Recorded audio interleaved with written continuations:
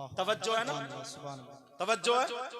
आका फरमाते हैं जिसने मेरे रोजे की जियारत की, अदब के दायरे में तर्जमा कर रहा हूं कब्री का, जिसने मेरे रोजे की जियारत की उस पर मेरी शफात वाजिब हो गई। सुभान अल्लाह। मतलब ये हज करने के लिए गया, कहां गया बोलो?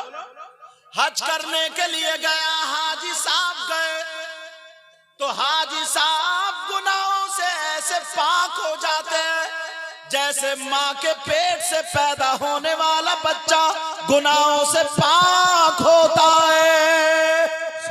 हाजी साहब ऐसे गुनाहों से पाक हो जाते हैं। मगर प्यारे, किसी के जहन में ये बात आ सकती है, ये बोल सकता है कि जनाबे वाला इस दौर में 4 लाख रुपया हज करने के लिए लग रहे हैं। बोलो लग रहे हैं या नहीं लग रहे हैं? 4 लाख रुपए अगर किसी के पास होंगे, वो इस्तिताअत रखता है, तब उस पे हज फर्ज होगा।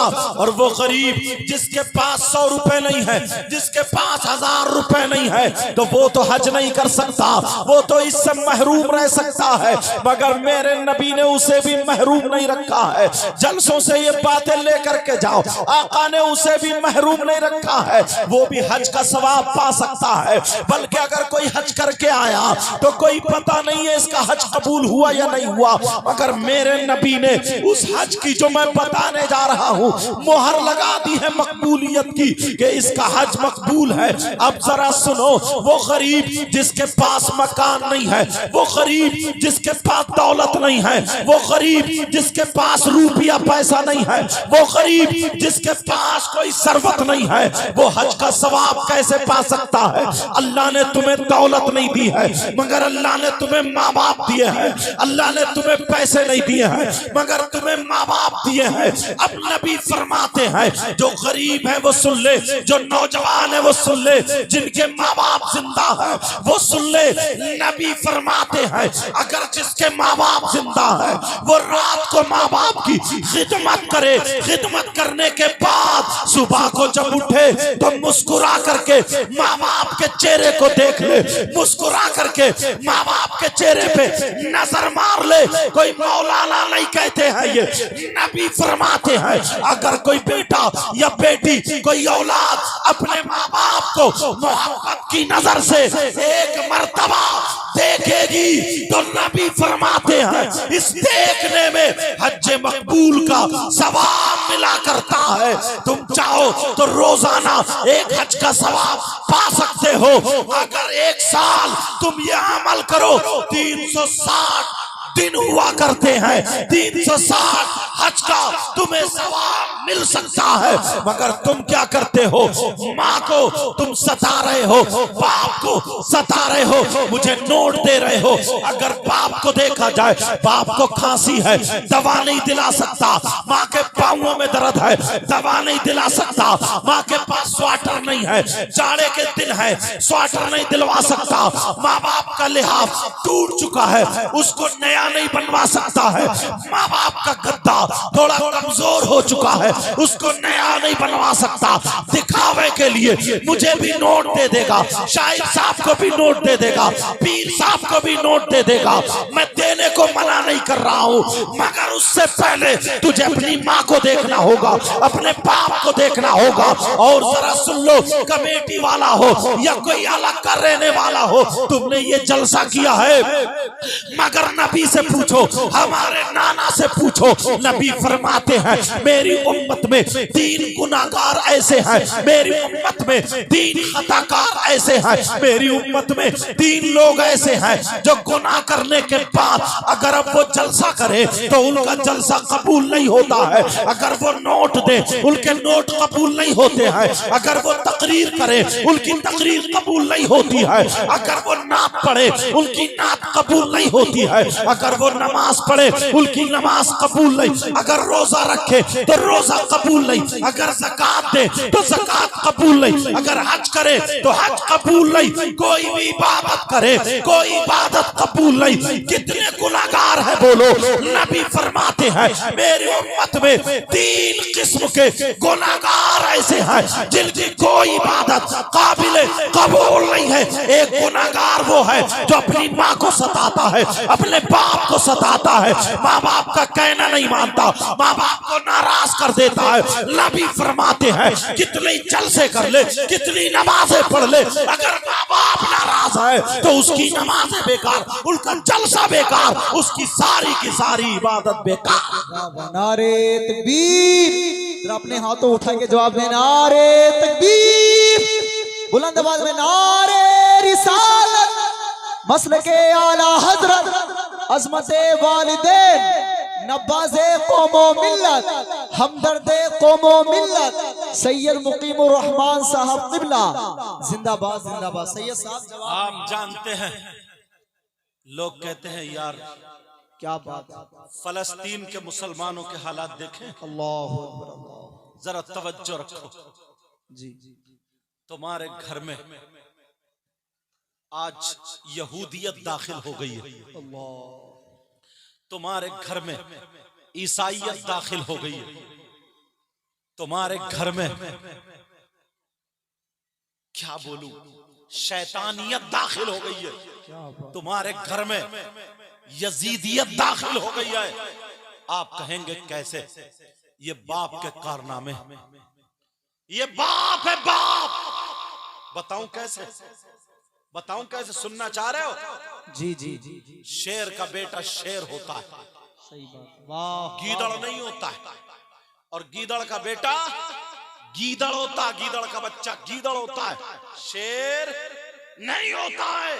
तुम मुसलमान हो, तुम्हारा बेटा नबी का गुलाम होना चाहिए, तुम्हारी बेटी कनीज़े फातिमा होनी चाहिए, मगर ये बाप जानबूझ के अंधा बना पड़ा, जानबूझ के बहरा बना पड़ा, जानबूझ के गूंगा बना पड़ा है। कैसे? जरा मैं तुम्हें बता दूं, तुम देख लेना कहीं मेला ठेला हो, मेले ठेलों को छोड़ो, शादी को देख लेना। अल्लाह, एक जवान लड़की, उसका दुपट्टा इसलिए होता है कि दुपट्टे के जरिए अपना जिस्म छुपाए, चादर इसलिए होती है कि वो बालों से लेकर के अपना जिस्म छुपाए, मगर शादी में अगर 50 बेटियां हैं तो सबके सीने खुले हुए मिलेंगे, दुपट्टे इधर होंगे, चादर इधर होगी, बाल आगे पड़े होंगे। हजरत आंखों में आंसू आ गए, अभी 2-4 दिन एक शादी में जाना हुआ, कम से कम हजरत अल्लामा साहब 30-35 लड़कियां, छट्टा छट्टा 30 साल की, वो 15 साल की और 20 साल की, इसी के बीच में 30-35 लड़कियां मैरिज हॉल के दरवाजे पे लाइन से फूलों की ढलिया लेकर के, उसमें फूलों की पत्ती लेकर के दूल्हा मियां को और बारातियों का वेलकम करने के लिए खड़ी थी। नाचने वाली रंडियां बना दिया गया, हमारी बच्चियों को बेहुदा बना दिया गया। वो बाल उनके इस तरीके से फैले हुए या आगे पड़े हुए थे बाल, किसी की एक लाइन में सबके एक तरीके के कपड़े थे, इधर वाली लाइन में एक तरीके के कपड़े। मैं इस बाप से, वो किसी की बेटी तो होगी, शादियों में 50 बेटियां, ये अब्बा कहां गया है, इसकी गैरत मर चुकी है, समाज में सर उठाने के लायक नहीं है, कब्र में नबी को मुंह क्या दिखाएगा? बोल। बड़ी बड़ी बातें करने वालों, अपने गिरबान में झांक के देखो, हमारी बेटी शादी में दुपट्टा कहां रखे, अपना दुपट्टा नहीं संभालती, मोबाइल को साफ कर करके संभालती है, कहां सेल्फी लेना है, कहां फोटो लेना है। मैं पूछना चाहता हूं, 30-35 लड़कियां पत्तियां मार रही है, welcome welcome please come here, इस तरीके की बातें चल रही। वो किसकी बेटियां थी? ईसाईयत घुस गई है, यहूदियत घुस गई है। सैयदा फातिमा का कल्चर खत्म, सैयदा ज़ैनब का माहौल हटा दिया, हजरत आयशा का तौर तरीका दूर कर दिया, मुसलमानों की बच्चियों से यहूदियों का चालो चलना गया। बिल्कुल छट्टम छट्टा जवान लड़कियां, दुपट्टे ऐसे पड़े थे, ऐसे यहां का सीना दिख रहा था, ऐसे करके डाले हुए इस अंदाज में, बात फूलों की डलिया फूल, किसी की टांग आगे को किसी की पीछे को। अरे जरा शर्म आनी चाहिए, गैरत आनी चाहिए। बोलो शादियों में ये नहीं है? बोलो मैं गलत बोल रहा हूं क्या? ये मैं अपनी आंखों से देख करके आया हूं। किसी और की बेटी होती तो नहीं कहता। ये हमारी तुम्हारी बेटियां हैं, हम तुम इनके माँ बाप हैं। शादियों में तुमने बेटियों का पहनावा देखा होगा, उनके बाल देखे होंगे। ये मामू कहाँ गया है, ये चचा कहाँ गया है, ये ताऊ कहाँ गया है, ये खालू कहाँ गया है, ये बाप कहाँ गया है, ये माँ कहाँ गई है? क्या सबके सब मर गए हैं? क्या इन लड़कियों का कोई पुरसाने हाल नहीं है? ये बाप क्यों नहीं टोकता? क्या कोई आलिम दुपट्टा उड़ाएगा? क्या कोई मुफ्ती दुपट्टा उड़ाएगा? क्या कोई इमाम दुपट्टा उड़ाएगा? क्या कोई पीर दुपट्टा उड़ाएगा? ये बाप की जिम्मेदारी है, बाप की। मगर इस बाप ने इतने गुल खिलाए हैं, तू बाप कहलाने के हकदार नहीं है। अरे तू तो दुश्मन, अगर तुझे कहा जाए, तुझे दुश्मन कहा जाए तब भी छोटा लफ्ज है। कोई बड़ा लफ्ज होता तो वो बोलता। मैं तुझसे पूछना चाहता हूँ, तूने अपनी जवान बेटी के हाथ में जो मोबाइल दिया है, अरे बोल मोबाइल काय के लिए दिया है? तू बाप है क्या? बाप किससे बात करने के लिए दिया है? किससे चैटिंग करने के लिए दिया है? किससे बात करने के लिए दिया है? क्या व्हाट्सएप चलाने के लिए दिया है? फेसबुक चलाने के लिए दिया है? ट्विटर चलाने के लिए दिया है? बोल यूट्यूब चलाने के लिए दिया है? बेटी का तूने इंतजाम क्या किया है? अरे बेटी का क्या इंतजाम क्या है ताकि गैर लड़कों से बातें करे? अरे मोबाइल की जरूरत क्या है? किसी की बेटी के ट्रक चल रहे हैं, बसें चल रही है, फैक्ट्री चल रही है, कारखाना चल रहा है, हवाई जहाज चल रहे हैं, क्या चल रहा है मुझे बताओ।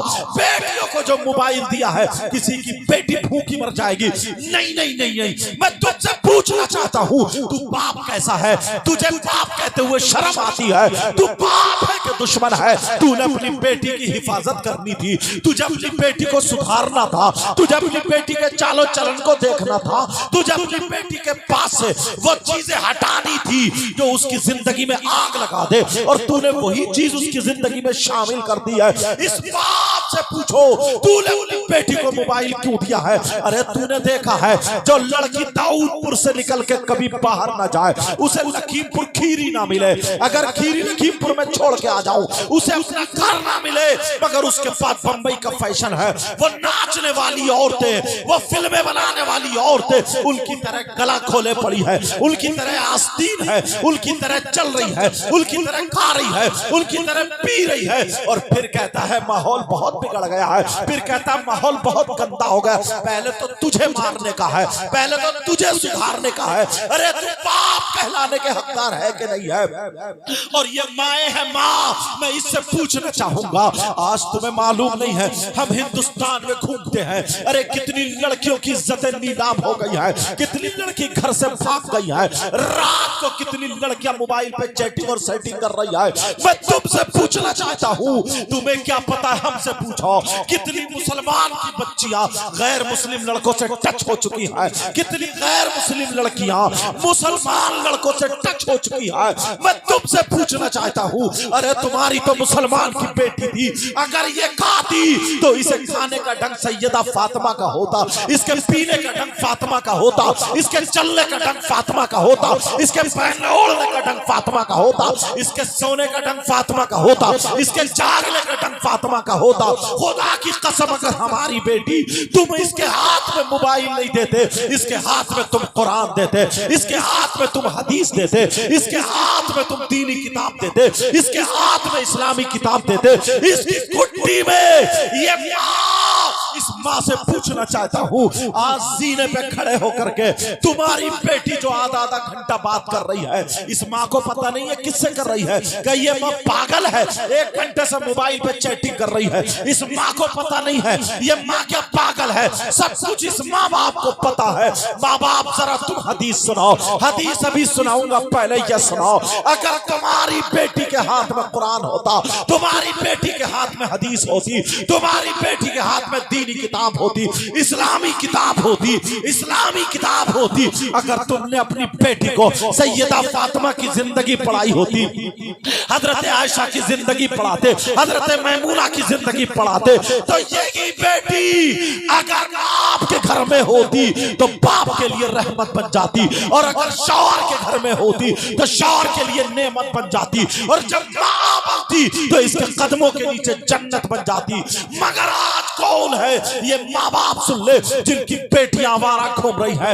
इन कमेटी वाले, वाहिदी कमेटी वाले नौजवानों को तुम दुआएं देना। आज इन्होंने ये जलसा किया है और हम तक ये पैगाम पहुंचा है। मुझसे हंसी मजाक ठट्टे की उम्मीद ज्यादा मत रखना, क्योंकि इसलिए बड़ी तकलीफ से जलसा होता है। ये जानते हैं, हजरत लोग जानते हैं कैसे तकलीफ होती है।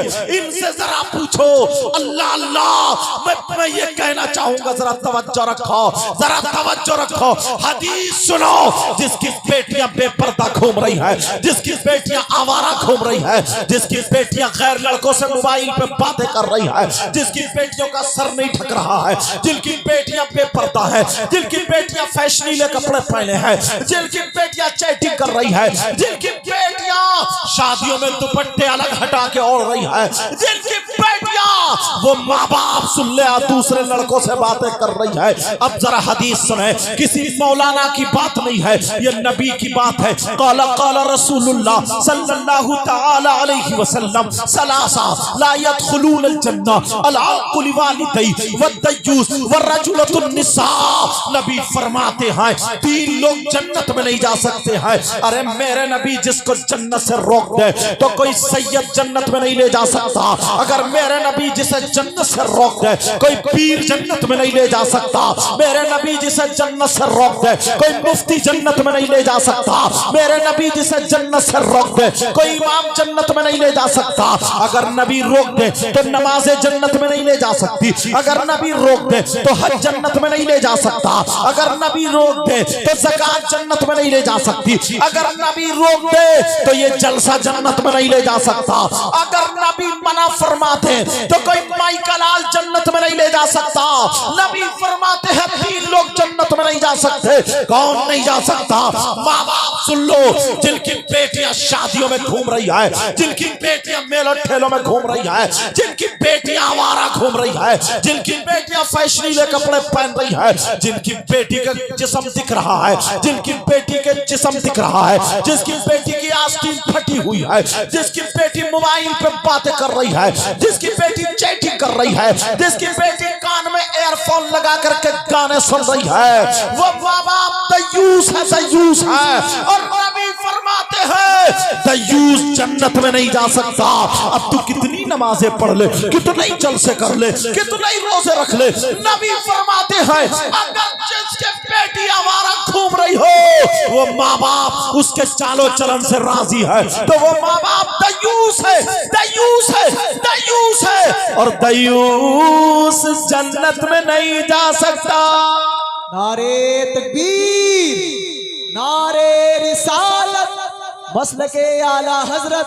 देखिए ये सैयद साहब का दर्द है कौम के लिए जो आपके सामने शेयर कर रहे हैं। जरा सारे लोग बुलंद आवाज में, जितनी आवाज है जरा बेदार हो जाए। नारे तकबीर और बुलंद आवाज में नारे रिसालत।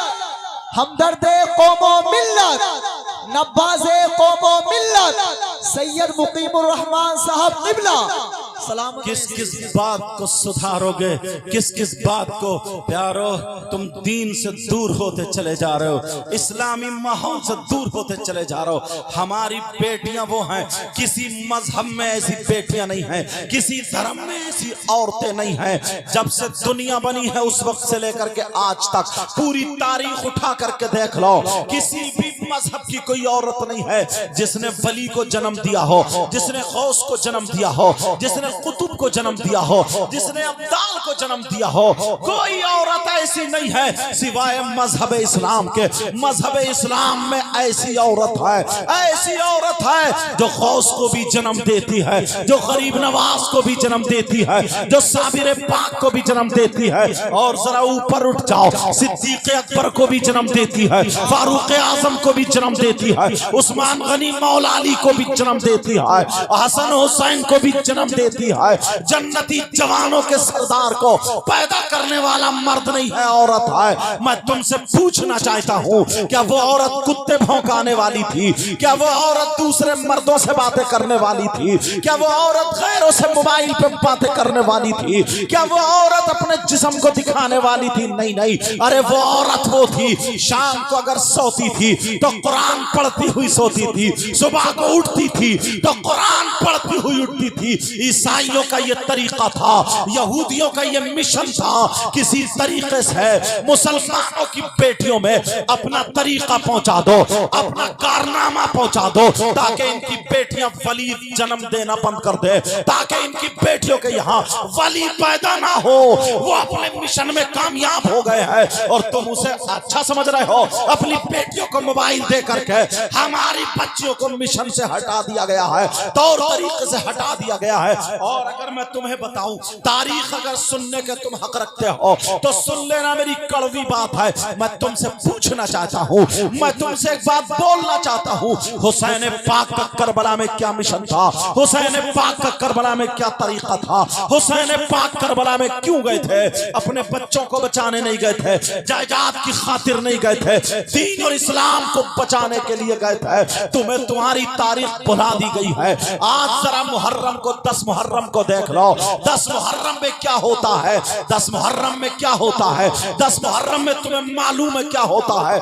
मैं बताना चाहता हूँ। तुम मुहर्रम को घुमाते हुए, ढोल ताशे गाजे बाजे बजाते हुए मेला लगाते हो। करबला शरीफ में मेला लगता है, बोलो लगता है या नहीं लगता है? करबला में मेला लग रहा है, वहां पर झूले लग रहे हैं, वहां पर गोश्त के कबाब तले जा रहे हैं, वहां पे हलवे पराठे की दुकानें हैं, वहां पर लड्डू जलेबी टूट रही है, वहां पे कुश्तियां हो रही है, वहां पे सर्कस है, वहां पे औरतों का मेला लगा हुआ है, औरतों के पाउडर क्रीम बिक रहे हैं, बच्चों के खिलौने बिक रहे हैं। छोटे छोटे बच्चों को तुम करबला मेले में लेकर के जा रहे हो। तुम्हारी बेटियां नए नए कपड़े पहन के फैशन करके लाली क्रीम पाउडर लगा करके मेले को जा रही है। तुम्हें क्या पता था? तुम्हें असली तारीख भुला दी गई है। अरे 10 मुहर्रम को क्या हुआ था? क्या तुम्हें पता है 10 मुहर्रम को क्या हुआ था? तुम्हें कुछ भी पता नहीं है। खाली तुम हरी पट्टी बांध लेते हो, खाली हुसैन पाक का नारा लगाते हो। मेरे झूठे हो, मेरे झूठे। तुम्हें तरीके से हटा दिया गया है। आज हमारा दिल रोता है, आज हमारी आंखें नम हो जाती है। अरे वहां करबला में क्या हुआ था? 6 महीने के बच्चे अली असगर है, 6 महीने के बच्चे। आज हम इतनी नस्लों के बाद सैयद हैं, ये उलमा हमारे हाथ चूम रहे हैं, तुम तो छोड़ो, ये बड़े बड़े आलिम हमारे हाथ चूम रहे हैं। वो तो हुसैन पाक के सगे बेटे हैं, हलकूम में तीर लगा है, शहीद हुए करबला शरीफ में लेटे हैं। अरे 10 मुहर्रम को क्या हुआ? हजरत औनो मोहम्मद इमाम हुसैन के सगे भांजे, वो भी शहीद हुए लेटे हैं। हजरत अब्बास के बाजू कटे हुए, वो भी शहीद हुए लेटे हैं। हजरत कासिम अल्लाह अल्लाह इमाम हसन के बेटे हैं, ये भी शहीद हुए लेटे हैं। जालिमों ने इनकी लाश पे घोड़े दौड़ा दिए थे, घोड़ों की टापों से लाश बिखर चुकी थी, बिखर गई थी। सैयदा ने अपने दुपट्टे में बांध के हजरत कासिम की पुतलियां बना के रख दिया था। अरे तुम्हें क्या पता है? सैयदजादी हजरत सकीना हुसैन पाक की सगी बेटी, उनके मुंह पे तमाचे मारे जा रहे, इतनी जोर से जालिमों ने थप्पड़ मारा था। अरे करबला में तुम्हें क्या पता है? वो हुसैन पाक जो नाना अगर सजदे में हो, नाना की पीठ पे हुसैन बैठ जाए तो नबी सजदे से सर नहीं उठाते थे। आज 72 जख्म खा करके करबला में शहीद हुए लेटे हैं। तुम्हें क्या पता था वहां करबला में क्या हो रहा? वो सैयदजादियों के हाथ बांध दिए गए, हजरत इमाम ज़ैनुल आबिदीन के मुंह पे तमाचे मारे जा रहे, उनका जुब्बा पकड़ के खींच के मैदान में डाला जा रहा है। सैयदजादे 3 दिन से भूखे और प्यासे हैं और तुम्हें उन मिशन से हटा दिया, क्योंकि उन लोगों ने देखा मुसलमानों के पास वो ईमान है। करबला में 72 थे, 72 तो करबला में 72 थे। दीन और इस्लाम को बचा दिया, अपने खून से उन्होंने तारीख लिखी थी। आज तो 72,000 है, 72 लाख है। पूरी दुनिया में अगर देखो तो कितने हैं। जब 72 कब्जे में नहीं आए थे तो ये 72 लाख कहां से कब्जे में आ जाएंगे।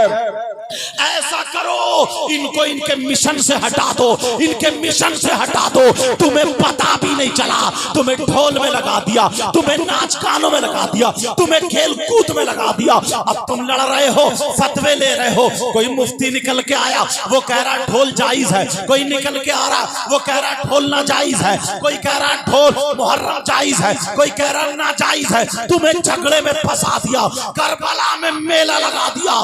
तुम्हारी बेटियां करबला में अय्याशी करने जा रही है। मेरे जुमले गलत होंगे, माफ करना, दिल रो जाता है। अरे मैं क्या करूं, बोलने पे मजबूर हो जाता हूं। करबला की तारीख तुमसे हटा दी है। तुम्हारे बेटे करबला के मैदान में दूसरे की बहन बेटियों को तकने जा रहे हैं। औरतों के मेले में जा रहा है। इसे मेले में जाने की क्या जरूरत थी बोलो? क्या इसे क्रीम पाउडर खरीदना है? नहीं, इसलिए जा रहा है। किसी के कोनी मारे, किसी के धक्का मारे, किसी की आंखें मिल जाए, किसी के फोन नंबर मिल जाए, किसी से मुस्कुराहट हो जाए। तेरी अम्मा घर में है, तेरी बहन घर में है, तेरी भांजी घर में है, तेरी भतीजी घर में है। जरा शर्म कर, जिसके कोनी मारता। अगर तेरी बहन निकलती तो क्या करता? जिसे आंखें मिलाने गया तेरी अम्मा निकलती तो तू क्या करता? मेरे भाइयों, तुम्हें शरीयत से, तुम्हें इस्लाम के रास्ते से हटाया है। हुसैनी मिशन से तुम्हें हटा दिया गया, तुम्हें मेलों ठेलों में लगा दिया गया। करबला में अब तुम्हारे यहाँ कबाब तले जा रहे हैं। एक को भी पता नहीं है 10 मुहर्रम को क्या हुआ था।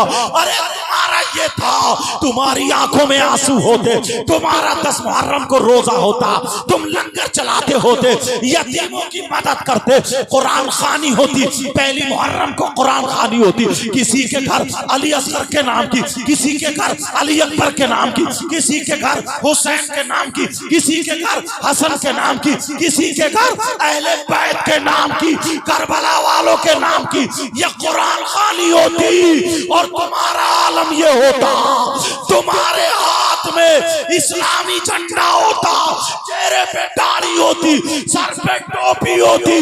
मैदान में निकल के अगर इस्लाम पे आ जाती तो तुम ये कहते दस्तों दरिया भी न छोड़े हमने, बहरे जुल्मात में दौड़ा दिए घोड़े।